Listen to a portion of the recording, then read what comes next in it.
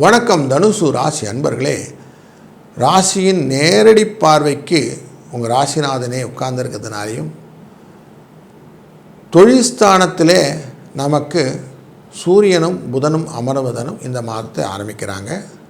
லாபஸ்தானத்தில் நமக்கு இப்போ அமர்ந்திருக்கிறது செவ்வாய் அமர்ந்திருக்கிறாரு.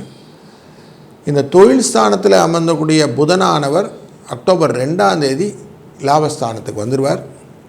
9ஆம் இடத்தில் இருக்கக்கூடிய சுக்கிர பகவான் இந்த தொழில் ஸ்தானத்துக்கு வந்துடுவார் சிம்மராசியிலிருந்து அக்டோபர் 9ஆம் தேதி. இப்படி அவர்கள் மாறும்போது தொழிலிலே சில மாற்றங்கள் உண்டாகும். லாபங்கள் கண்டினியூ ஆகும், ஒன்றும் ப்ராப்ளம் இல்லை, பணம் வரலாம் வரும். ஆனாலும் சில இடத்துல சில சிக்கல்களையும் கிரியேட் பண்ணி கொடுப்பார் அப்படிங்கிறது தெரிகிறது. அதனால் கொஞ்சம் எச்சரிக்கையாக எல்லா விஷயத்தையும் செய்கிறது நல்லது. எடுத்தவங்கவுத்தன் டப்புன்னு ஆன்சர்ஸ் போயிட்டே இருக்காமல் சில விஷயங்களை யோசித்து செய்வது முக்கியமான காரணியாக வைத்துக்கொள்ள வேண்டும்.